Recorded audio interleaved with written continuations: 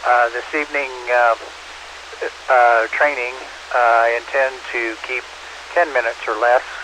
I am not one to get wordy, and I like to keep things concise, accurate, and to the point, so that we respect others' time and maybe give it a little bit of time back tonight and enjoy some time with your family. Anyway, this evening I'd like to invite you to open up those slides if you haven't done so already. And as you can see on the first one, we're going to be talking a little bit about situational awareness tonight. And we're going to talk a little bit about what it is and define it just a little bit, and maybe how we can practice at getting better at it, because it is a very vital skill for us as communicators. Situational awareness becomes the foundation for making safe, effective decisions. Leadership and those in charge of situations and response to situations rely on accurate information coming in from the field in order to help them make decisions that have to be made, and sometimes it's a very fast-moving process. So we're going to talk a little bit about that tonight. Okay, let's go to slide 2. Situational awareness. There are several ways to talk about it and to think about it, but there are some very good ways that it's trained in other non-government organizations and in the military. And so we're going to talk just a little bit about some of the terms they used and how it's presented there, because it could be useful for us and maybe help us become better at it. There are 3 core elements to situational awareness. They are first, observation; second, comprehension; and third, anticipation. And we're going to break those down just a little bit and talk about each one. And then we're going to talk about some of the pitfalls to look for and be aware of when we're talking about situational awareness. So let's go to slide 3, please. We'll talk first about the observation phase of situational awareness. And that's where basically something has happened. We know something has happened, but we're not sure maybe how bad it is in our immediate area. And so we want to go outside and look around. We want to make sure that things are safe, and for our immediate safety and the safety of our families first and foremost. And then we go from there. We try to assess maybe how things might affect a larger group of people other than just us and our family. So observation becomes recognizing exactly what is happening in our environment around us. What do we see? What do we hear? What do we smell? And what do we feel tactically? All of those things come into play and are important for when we're reporting situations that are happening in real time. A couple of things to remember is that when we observe, we want to look for things that are factual, not feelings, because it's important that we give concise and accurate information to those in charge to help make decisions, or those facts are relevant to us as well as we make decisions for ourselves and our immediate group that we're involved with. The other thing to remember is that we want to be careful. We want to be able to report what we see ourselves, or who someone we trust or a trusted source has seen, and to make sure again that the information is factual before we report it. Okay, let's go to slide 4, please. Second phase, comprehension. Well, now we have the facts. We've looked around. We know. We saw. We smelled. We've heard, and with those facts we can then act. So comprehension becomes understanding how the things we've observed relate to our current tasks or to our immediate safety. And in other words, we're asking the question, what does what I observe mean for what I should do? Let's go to slide 5, please. Last phase, anticipation. And anticipation phase is where, okay, we know what's happening now.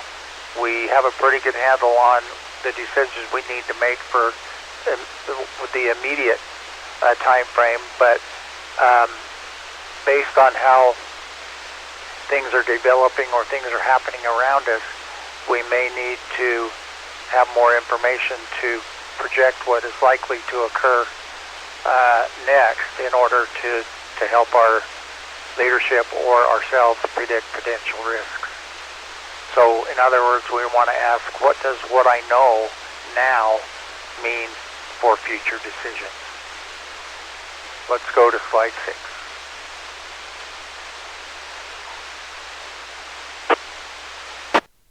Okay, now we'll talk about some of those pitfalls that can come up, some things that are really important. And there are more than this, and these topics could be expanded, and we can talk about them for a very, very long time. But, you know, I put the sign up that we've all seen at various job sites and around where safety first and that safety is everyone's job. That applies to us as communicators. It also applies to us as we're being aware. You know, awareness is everybody's job as well. So we want to be careful with the barriers to awareness.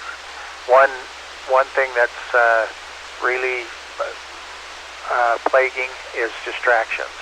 We can become distracted with things that maybe don't matter. Now, the thing that I've listed there, personal electronics and digital multitasking, that applies to us as radio operators too. Sometimes we get so busy operating a radio or running a digital mode that we forget to look up. And so it's important that we pay attention to what's going on around us as much as we can and still do our job. Another barrier to awareness, and this happens a lot, and it pertains to us as emergency communicators in this area. Sometimes we get complacent. Sometimes we get lazy and we think, man, nothing really happens around here, right? Except maybe a random wildfire once in a while. But as we have seen this year, weather events are becoming more and more common in this area. And there is a lot of things that could happen in a big hurry and take us by surprise. So we want to be careful with complacency. Be careful and pay attention to what's happening around us as much as we can. You know, practicing situational awareness is a good thing to do wherever we go and whatever we do. And I'll give an example of that after we've covered our third barrier, which is stress and fatigue. Stress and fatigue becomes a real problem, and so we have to know our limits. We have to recognize when we're getting tired, maybe when we're not being as sharp, and when it's time to turn over the torch to someone else, to be spelled off for a while, take a break, do what we need to do so that we can remain aware and remain sharp and on task with what we're asked to do as communicators.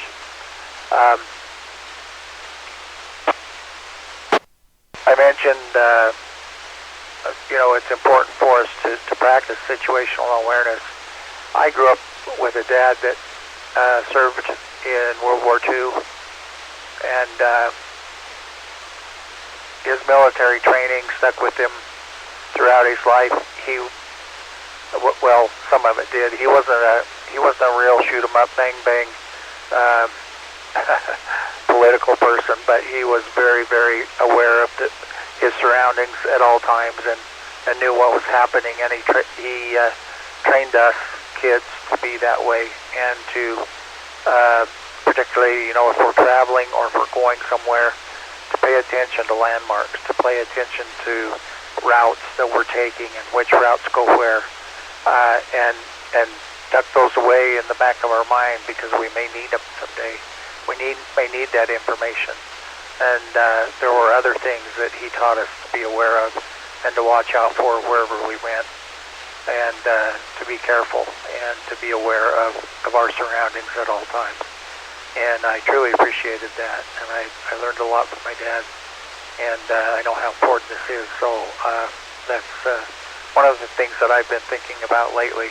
As communicators, we've got to be ready to pay attention to everything that goes on and know how to report it in the event that we need to do so. All right, let's go to slide 7.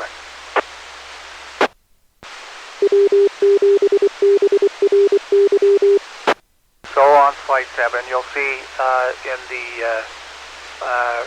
bottom right-hand corner, there's a fellow apparently that has his head on a swivel. This is what it looks like when you have your head on a swivel. And of course, this is you can't animate. This is an animated deal, but the best I could do was put a still picture of it on there. But it gives you the idea. That's what it looks like when we say head on a swivel. There it is. So in order to keep our head on a swivel and to be situationally aware, there are some things that we can think about, and some good rules of thumb for us to follow. They become practical strategies and protocols. The 20-20-20 rule is take 20 seconds every 20 minutes to scan 20 feet around your immediate area for hazards and changing conditions. Now, you can do this anywhere you're at. And, if you need to expand that area and it's got to be more than 20 feet, that's fine too. And if things are changing fast, we may need to adjust to more sooner than 20 minutes. But this is a great way to practice and to get in the habit of looking around, just paying attention and keep staying aware of what's happening. Okay, again, I'm going to reiterate, it is okay to quit if you're tired. It's okay to ask for someone to spell you off. And so empower yourself and others to pause and to speak up if you feel unsafe, or if you feel tired, if you just need a break, feel fatigued, or maybe not as sharp as you want to be. It's okay to ask for help. And it's okay to take a break if you need to. Okay, the third thing I just wanted to mention briefly is the OODA loop. And this is, they talk about this in military circles quite a bit. The OODA loop is where we continuously observe, we orient to our surroundings and what's happening, we make decisions based on that, and then we act once those decisions are made based on the information we have. And so the OODA loop is a really good protocol and a strategy for situational awareness. Okay, I think I have succeeded in keeping this 10 minutes or less.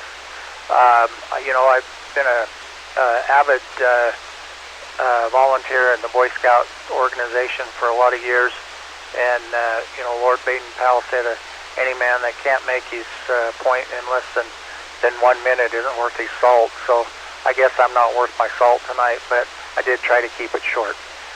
With that, I'm going to throw it out to the group. If there's any questions or comments about what we've talked about tonight, please come now with your call sign.